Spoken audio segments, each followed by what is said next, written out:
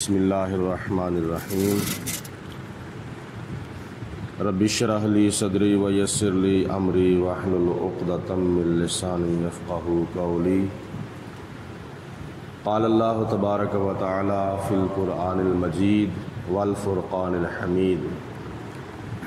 سورۃ اعراف کی آیت نمبر 145 سے آج کی گفتگو کا آغاز ہے۔ گزشتہ آیات بینات میں اس چیز کا بیان کیا گیا ہے کہ اللہ تعالیٰ نے 40 راتوں کے لیے حضرت موسیٰ علیہ السلام کو کوہ طور پر بلایا اور ہم کلامی کے شرف سے سرفراز فرمایا۔ درمیان میں حضرت جبریل علیہ السلام نہیں ہیں، بلکہ اللہ تعالیٰ اپنے پیارے کلیم سے ڈائریکٹ گفتگو فرما رہا ہے، لیکن پھر بھی درمیان میں ایک درخت کا واسطہ تھا۔ آواز حضرت موسیٰ علیہ السلام کی اللہ پاک سن رہا ہے اور اللہ پاک کی آواز حضرت موسیٰ علیہ السلام سن رہے ہیں۔ 40 راتیں جناب موسیٰ علیہ السلام کوہ طور پر رہے اور چلا کشی کرتے رہے، اور آیت نمبر 45 کے اندر اللہ پاک نے جس مقصد کے لیے جناب موسیٰ علیہ السلام کو کوہ طور پر بلایا تھا اس مقصد کی تکمیل کا بیان کیا جا رہا ہے۔ اللہ تعالیٰ ارشاد فرماتا ہے وَكَتَبْنَا لَهُ فِي الْأَرْوَاحِ من کل شیء موعظۃ، اور ہم نے لکھ دیا تھا جناب موسیٰ علیہ السلام کے لیے تختیوں کے اندر ہر چیز کی نصیحت، یعنی جو تورات اللہ تعالیٰ نے موسیٰ علیہ السلام کو عطا فرمائی تھی اس کی تختیوں کے اوپر خدا تعالیٰ نے ہر چیز کی نصیحت کا بیان اللہ فرماتا ہے کہ ہم نے لکھ دیا تھا۔ وَتَفْصِيلًا لِكُلِّ شَيْءٍ، اور ہر چیز کی تفصیل بھی بیان فرما دی تھی، یعنی ہر چیز کے بارے میں نصیحت بھی فرما دی اور اس کی تفصیل بھی بیان فرما دی تھی۔ یہ قرآن مجید فرقان حمید، اس کے اندر بعض باتوں کا تفصیلی بیان ہے اور بعض باتوں کا اشارہ اللہ تعالیٰ نے فرمایا ہے، اور اس کی 114 صورتیں ہیں، اور تورات جو تھی وہ اس کتاب سے کتنی بڑی کتاب تھی اور اس کی صورتیں بھی اس کتاب سے بہت زیادہ تھیں، اور آیات بینات بھی تورات کی قرآن پاک سے بہت زیادہ تھیں، لیکن ساری کتابوں کا علم اللہ تعالیٰ نے قرآن پاک میں رکھ دیا ہے۔ تورات کا بھی علم، زبور کا بھی علم، انجیل کا بھی علم قرآن پاک میں رکھ دیا ہے۔ مفسرین فرماتے ہیں کہ پورے قرآن پاک کا علم اشارتاً کنایتاً اللہ تعالیٰ نے سورۃ فاتحہ کے اندر رکھا ہے، اور سورۃ فاتحہ کا علم جو ہے وہ اشارتاً اور کنایتاً بسم اللہ شریف کے اندر رکھ دیا ہے، اور پوری بسم اللہ شریف کا علم بسم اللہ کے با کے نقطے میں رکھ دیا ہے، اور حضور فرماتے ہیں انا نقطہ تحت بائی، یہ جو با کے نیچے نقطہ ہے نا وہ حضور فرماتے ہیں میں ہوں۔ اللہ پاک کی ذات بابرکات نے اول آخر ظاہر باطن شریعت طریقت حقیقت معرفت علم ظاہری علم لدنی تمام علوم سے حضور علیہ السلام کو سرفراز فرما دیا ہے۔ تورات عطا فرمانے کے بعد جناب موسیٰ علیہ السلام کو جب اجازت ملنے لگی واپس جانے کی تو خدا تعالیٰ نے فرمایا فَخُذْهَا بِقُوَّةٍ، اے موسیٰ علیہ السلام جو تورات میں نے آپ کو عطا فرمائی ہے اس کو مضبوطی سے پکڑ لو۔ مضبوطی سے پکڑنے کا مطلب ہے کہ اس کے احکامات کے اوپر سختی کے ساتھ عمل کرو، اور وَأْمُرْ قَوْمَكَ، اور جا کے اپنی قوم کو بھی حکم دینا، اس کے اوپر خود بھی عمل کرو، اس کو پڑھو اور سمجھو۔ قرآن پاک اللہ تعالیٰ نے جب حضور علیہ السلام کو عطا فرمایا تھا تو اس وقت لکھا ہوا نہیں عطا فرمایا تھا۔ تورات لکھی ہوئی حضرت موسیٰ علیہ السلام کو ملی تھی، انجیل عیسیٰ علیہ السلام کو لکھی ہوئی ملی تھی، زبور حضرت داؤد علیہ السلام کو لکھی ہوئی ملی تھی، تختیوں کی شکل میں یا کتابی شکل میں۔ لیکن قرآن پاک وحی کے ذریعے اللہ تعالیٰ نے حضور علیہ السلام کو عطا فرمایا تھا۔ کتاب قرآن پاک لکھا ہوا نہیں آیا، کتابی شکل میں یا تختیوں کی شکل میں نہیں آیا، بلکہ اللہ تعالیٰ لوح محفوظ سے حضرت جبریل علیہ السلام کو حکم دیتا تھا کہ ضرورت کے مطابق ایک آیت، دو آیتیں، چار آیتیں، ایک سورت، دو صورتیں اے میرے پیارے جبریل لے جاؤ اور میرے حبیب علیہ السلام کو جا کے پیش کر دو۔ یہ قرآن پاک 23 سالوں کے اندر حضور علیہ السلام پر اس کے نزول کی تکمیل ہوئی تھی، اور تورات بھی بیک وقت ملی، انجیل بھی بیک وقت ملی، زبور بھی بیک وقت ملی۔ قرآن پاک کو آتے ہوئے 23 سال لگ گئے تھے۔ اس کی وجہ علماء لکھتے ہیں کہ اللہ تعالیٰ نے فرمایا کہ میں نے تورات میں جو چاہا لکھا، انجیل میں جو چاہا لکھا، زبور میں جو چاہا لکھا، لیکن قرآن پاک کے اندر میں نے اپنی مرضی نہیں کی، بلکہ قرآن پاک میں نے اپنے محبوب کی اداؤں کے مطابق نازل کیا ہے۔ یعنی سارے نبی خدا کی رضا کا انتظار کرتے ہیں، اور اللہ تعالیٰ اپنے محبوب علیہ السلام کی ادا کا انتظار کرتا ہے، اور یہ سارا قرآن پاک نبی پاک علیہ السلام کی زندگی کا عکس ہے اور حضور کی زندگی کا پرتاؤ ہے۔ اللہ پاک نے فرمایا کہ اے میرے پیارے موسیٰ، یہ کتاب خود بھی پڑھو، سمجھو اور اس کے اوپر عمل کرو، اور وَأْمُرْ قَوْمَكَ، اور اپنی قوم کو بھی جا کے اس کا حکم دو کہ وہ بھی اس کو پڑھیں اور اس کو سمجھیں اور اس کے اوپر عمل کریں۔ یَأْخُذُوا بِأَحْسَنِهَا، اس کے اندر جو اچھی اچھی باتیں لکھی گئی ہیں ان کو اپنائیں اور ان کے اوپر عمل کریں۔ تو سَأُوَارِيكُمْ دار الفاسقین، اے میرے پیارے موسیٰ علیہ السلام، ان قریب میں تمہیں فاسقوں کا برباد اور تباہ شدہ گھر جو ہے دکھا دوں گا، کہ جو اس تورات کے اوپر عمل نہیں کریں گے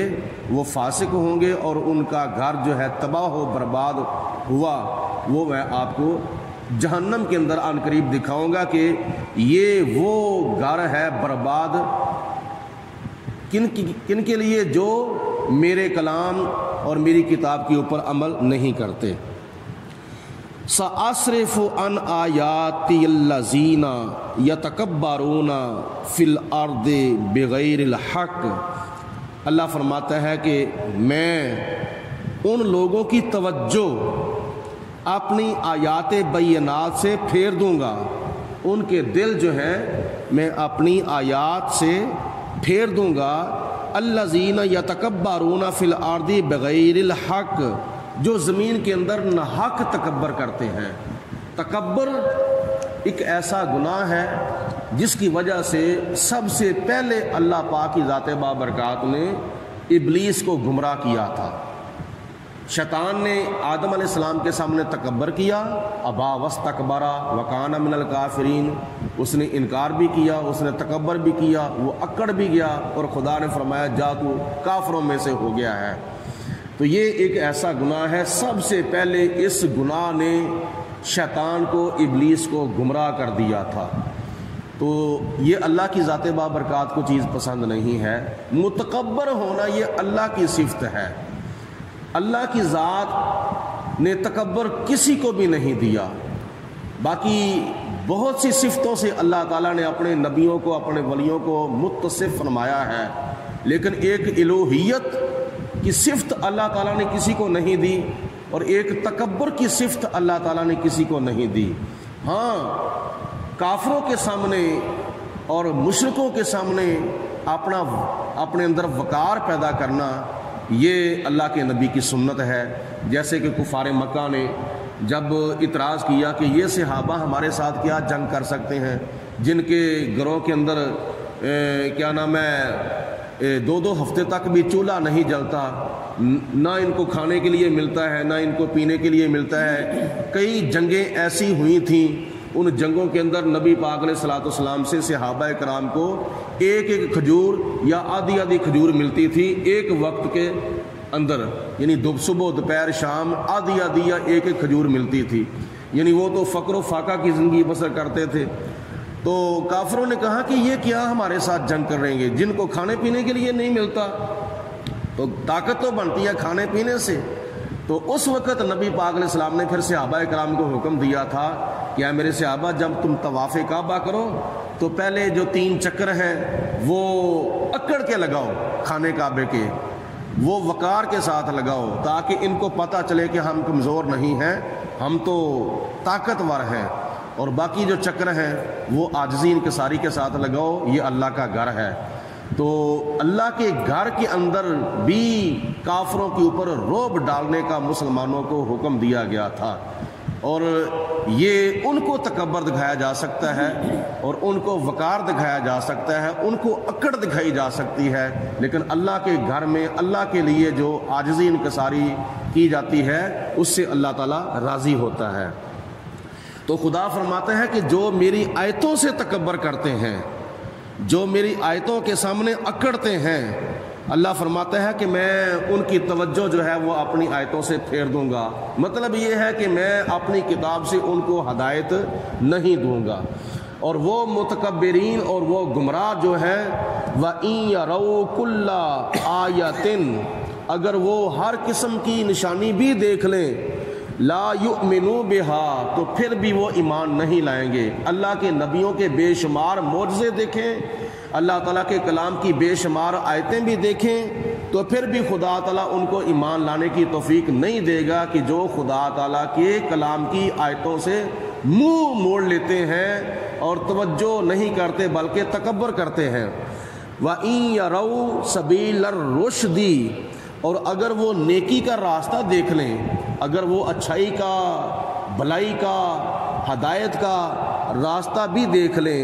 لا يتخذوه سبیلا، تو وہ اس کو اختیار نہیں کرتے، یعنی نیکی کا راستہ دیکھنے کے باوجود اس کو اختیار نہیں کرتے، ہدایت کا راستہ دیکھنے کے باوجود ہدایت کا راستہ اختیار وہ نہیں کرتے۔ وَإِن يَرَوْا سَبِيلَ الْغَيِّ يَتَّخِذُوهُ سَبِيلًا، تو اگر وہ گمراہی کا راستہ دیکھ لیتے ہیں تو پھر وہ فٹافٹ اس کے اوپر عمل کرتے ہیں، فٹافٹ اس کے اوپر چلنے کی کوشش کرتے ہیں۔ یہ ان لوگوں کا حال ہے کہ جو اللہ تعالیٰ کی کلام کی آیات بینات سے منہ پھیرتے ہیں اور تکبر کرتے ہیں۔ ذالک بانہم کذبوا بآیاتنا، یہ ان کو سزا اس لیے دی گئی تھی کہ وہ اللہ تعالیٰ کی آیتوں کو جھٹلاتے تھے، خدا کی آیتوں کی تکذیب کیا کرتے تھے۔ ذالک بانہم کذبوا بآیاتنا، ہمارے کلام کی آیتوں کو وہ جھٹلاتے تھے، اس لیے اللہ پاک ان کو نیکی کی طرف آنے کی توفیق نہیں دیتا، ان کو ایمان نصیب نہیں کرتا، اور ان کو ہدایت پر چلنے کی اللہ تعالیٰ مہلت نہیں دیتا۔ وَكَانُوا عَنْهَا غَافِلِينَ، اور یہ لوگ اللہ تعالیٰ کی آیتوں سے غافل تھے۔ وَالَّذِينَ كَذَّبُوا بِآيَاتِنَا، اور جن لوگوں نے ہماری آیتوں کی تکذیب کی، ہماری آیتوں کو جھٹلایا، ہماری آیتوں کو پس پشت ڈال دیا،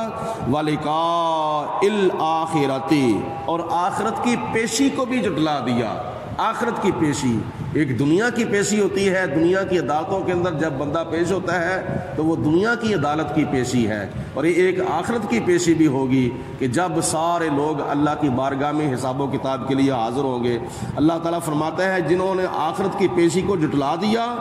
حابطت اعمالہم، اللہ تعالیٰ فرماتا ہے کہ ان کے سارے اعمال جو ہیں وہ ضائع ہو گئے، جن کا آخرت پر یقین نہیں، جن کا آخرت پر اعتقاد نہیں، جو لوگ کہتے ہیں کہ جب آخرت کے اندر حساب و کتاب دینے کی باری آئے گی تو پھر دیکھا جائے گا، ایسے بھی کئی لفظ مسلمان استعمال کرتے ہیں۔ اب کر لو جو کرنا ہے، جب آخرت آئے گی، جب خدا کے سامنے جائیں گے تو پھر دیکھا جائے گا۔ میں نے اپنے کانوں سے یہ لفظ سنے ہیں کئی مسلمانوں سے، جب کیا نام ہے کسی کے ساتھ جھگڑا خدا نہ خواستہ ہو جائے تو وہ کہتے ہیں کہ آخرت کو یاد رکھو، آخرت میں اللہ تعالیٰ کی بارگاہ میں حاضر ہونا، تو وہ کہتے ہیں دیکھی جائے گی۔ پھر یہ مسلمانوں کا جواب نہیں ہو سکتا، یہ ان کا جواب ہے کہ جن کا آخرت کے اوپر یقین نہیں ہے۔ تو جو لوگ آخرت پر یقین نہیں کرتے، جتنی مرضی وہ نیکیاں کریں گے مخلوق خدا کے ساتھ، اللہ فرماتا ہے قیامت کے دن وہ ساری کی ساری نیکیاں ان کی ضائع ہو جائیں گی۔ حل یجزون، کیا ان کو جزا دی جائے گی؟ ان کو کوئی اور جزا نہیں دی جائے گی، صرف اور صرف جزا دی جائے گی تو کس کی؟ الا ما کانوا یعملون، صرف جو وہ دنیا کے اندر عمل کیا کرتے تھے ان کو ان عملوں کا بدلہ دیا جائے گا۔ جس طرح کا وہ نظریہ رکھتے تھے یا جس طرح کے عمل کرتے تھے ان کا اس طرح کا ان کو بدلہ دیا جائے گا۔ مطلب ہے کہ ان کو جنت میں داخل نہیں کیا جائے گا، ان کو جہنم میں داخل کیا جائے گا۔ ان کے کرتوتوں کی وجہ سے ان کو سزا جو ہے وہ ملے گی۔ اس لیے دنیا کے اندر جب بندہ رہے تو اپنے نظریات بھی اللہ رسول کے فرمان کے مطابق رکھے اور عمل بھی اللہ رسول کی خوشنودی والے کرے۔ اللہ پاک کی ذات بابرکات عمل کرنے کی توفیق عطا فرمائے۔ اور اس سے اگلی آیات بینات کے اندر اللہ تعالیٰ نے اس چیز کا بیان فرمایا ہے کہ جب موسیٰ علیہ السلام کوہ طور پر گئے تھے 40 راتوں کے لیے تو پیچھے سے قوم نے کیا چاند چڑھا کے دکھا دیا تھا۔ اس کی وضاحت اگلی آیات بینات میں ہے، وہ کل انشاءاللہ تعالیٰ فجر کی نماز کے بعد اور آج خطبہ جمعہ کے اندر، جیسا کہ آج ماہ ذوالحجہ مبارکہ کی 19 تاریخ ہے اور کل 18 تاریخ جو ہے وہ گزر چکی ہے۔ 18 تاریخ کو خلیفہ سوم داماد مصطفیٰ